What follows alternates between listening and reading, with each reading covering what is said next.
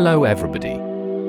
If you want to read all the stories in full, please go to www.steveuk.blog. Thank you. Short Story 600, The Misplaced Medallion, Words with a Silence P, Intermediate. A story incorporating words which are pronounced with a silence P. Detective Inspector Arthur Finch believed in facts, not feelings. He studied psychology at university, convinced that the answers to all crimes lay in the human mind, not in destiny or curses. This is why he was so annoyed to be called to the home of Mrs.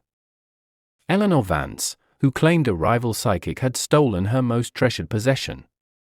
He came in a dream, Inspector, Mrs. Vance said in a frail voice. She was still recovering from a bout of pneumonia and her thin hands trembled as she gestured towards an empty mahogany shelf. He told me the light will be taken and the truth will be hidden in the stone. The medallion is gone. Arthur sighed inwardly, his eyes scanning the room. The air was thick with the scent of old books and lavender.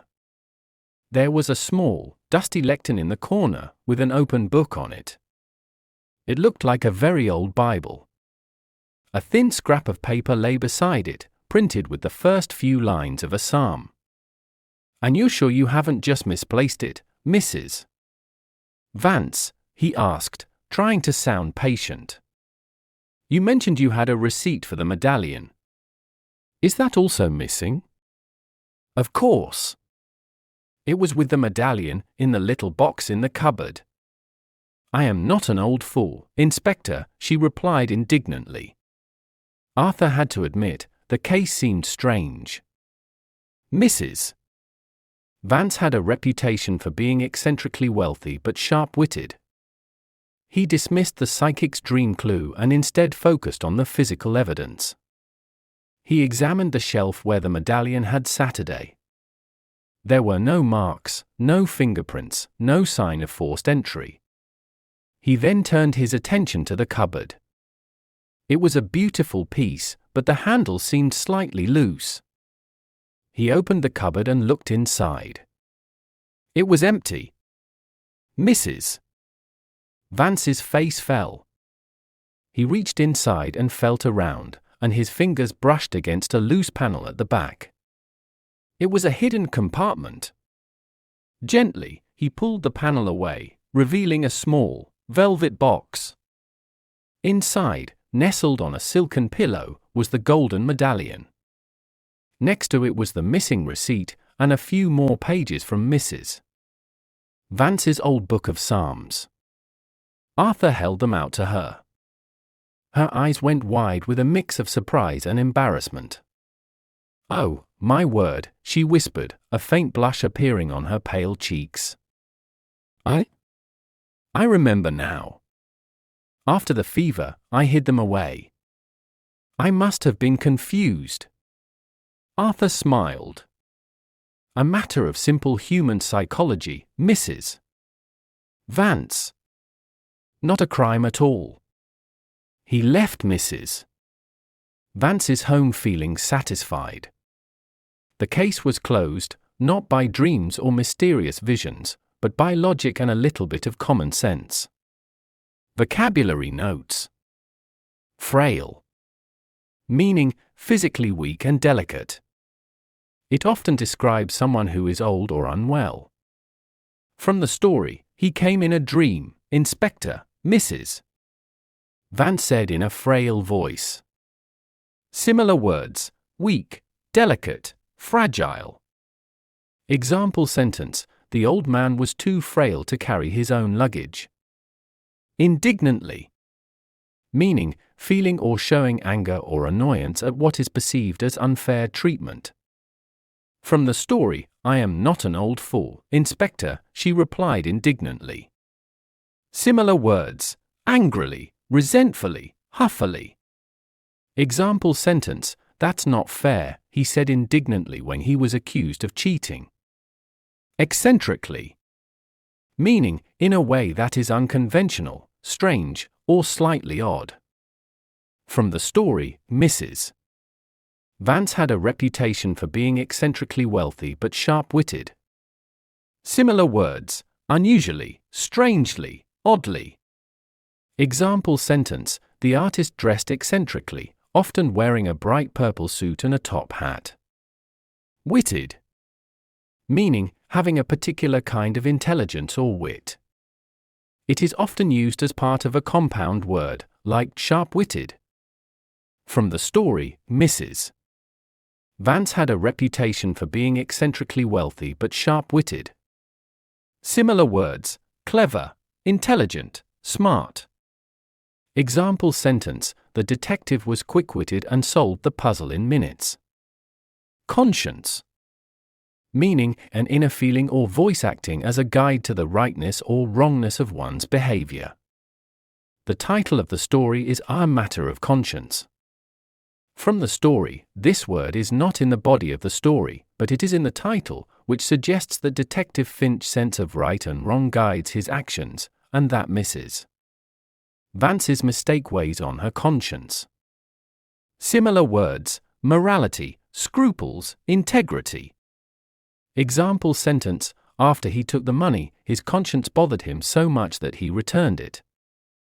Story written by Gemini Pro AI. Image created by 1minute.ai. To read all the stories in full, please go to www.steveuk.blog. Thank you. CC Music, Drifting at 432 Hz, Unicorn Heads.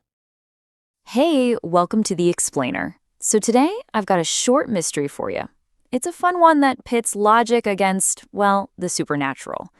This case is going to test your detective skills, and along the way, it's going to show us just how easily our own minds can play tricks on us. All right, so our story kicks off with this really chilling premonition. A client, Mrs. Vance, she claims a rival psychic gave her this super cryptic message in a dream. The warning? Her most treasured possession was about to be stolen. Right away, you know this is going to be a very unusual case. And, that psychic warning, it immediately sets up this fascinating conflict. Because this case isn't just about some missing object. No, it's a battle between two totally different ways of seeing the world. So, on one side, you've got Detective Inspector Arthur Finch. This guy is all about facts, psychology, logic. He's convinced every crime has a rational explanation, something rooted in the human mind. And then on the other side, you've got his client, Mrs. Vance. She operates on feelings, dreams, and a deep belief in the supernatural. This clash, it's really the heart of the whole story. Okay, but what's so interesting about Mrs. Vance is that you can't just write her off, She has this reputation for being incredibly sharp-witted, even with her, let's say, eccentric beliefs. But, and this is key, she's also just getting over pneumonia. That's left her physically frail and maybe a little mentally vulnerable. And that just makes the whole situation way more complex. So how does a detective who's all about pure logic handle a case like this? Well, for Finch, these psychic predictions are just noise. He totally ignores the dream clue and focuses only on what he can actually see and touch. His process is super methodical, almost clinical, really. He starts with the shelf where the medallion was supposed to be. And nothing. No fingerprints, no sign of a break-in. So next, he moves on to the paperwork, right? The receipt. That's a solid piece of evidence. But when that leads him nowhere, his eyes land on this beautiful, kind of unassuming cupboard sitting nearby. And Mrs. Vance, she's insisting the receipt was right there with the medallion. You can just feel her frustration in this quote, can't you? She feels like the inspector is basically doubting her sanity, and that just amps up the tension in the room. So, with zero external clues, Finch's attention is completely fixed on that cupboard. The whole case is about to turn on what he finds or doesn't find inside. So, what do you think is going on here? Really? Is it a cunning psychic rival, like Mrs. Vance believes? Or maybe a super clever thief who left no trace? Or is the explanation something a lot simpler? And the solution has absolutely nothing to do with curses or rivals. As Finch is checking out the cupboard, his fingers brush against something unexpected way in the back, a loose panel. He's just found a hidden compartment. And inside, Everything is perfectly safe. The little velvet box, the golden medallion, the missing receipt, even a few pages from a book of Psalms. Turns out, nothing was ever stolen at all. So Finch explains it. In her feverish state after being sick, Mrs. Vance probably hid the medallion herself for safekeeping, and then, because of all the confusion, she just forgot. It wasn't some supernatural event, it was a simple, totally understandable trick of the human mind. You know, the way this story unfolds is almost as interesting as the solution. The author picked some really specific words to paint this picture of Mrs. Vance's state of mind. So let's break down a few of those key words and see how they brought this whole psychological mystery to life. All right, first up, Mrs. Vance is described as frail. This word immediately sets up a physical weakness, right? A kind of delicacy that's come on because of her recent illness. And you can even hear it in her voice in the story. This word is so crucial because it gives us a physical reason for her potential mental confusion. It's basically the key that unlocks the entire psychological explanation for the mystery. Okay, next. When she feels the detective is doubting her, she doesn't just get angry. The story says she replies indignantly. And that points to a much, much deeper feeling. It's that powerful feeling of being treated unfairly, that sense of injustice. It shows us that even though she's physically frail, she's got this fierce sense of pride. And that makes her a way more complex and believable character. The story also calls her eccentrically wealthy. Now, this isn't just some random detail about her having a lot of money. What it does is it signals that she's unconventional, maybe a little strange. It helps us get why someone like her might be more open to believing in psychics and curses to begin with. It's all part of building her unique worldview.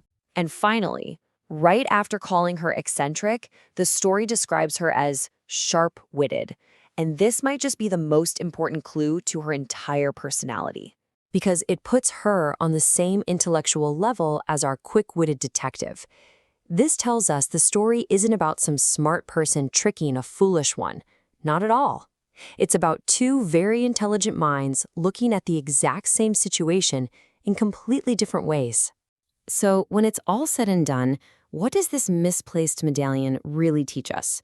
Well, when you put all the clues and the language together, the story becomes about something much deeper than just a simple whodunit.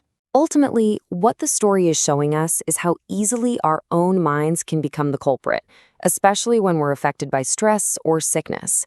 See, memory isn't like a perfect video recording. It's more like a storyteller. And sometimes that storyteller creates these super convincing narratives that feel completely real, but they just fall apart when you look at them logically.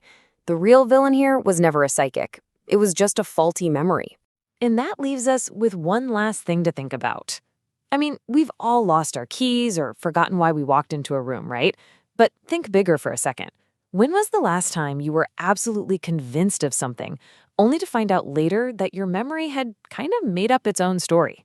It's a fascinating question, and it gets right to the heart of how our own minds work.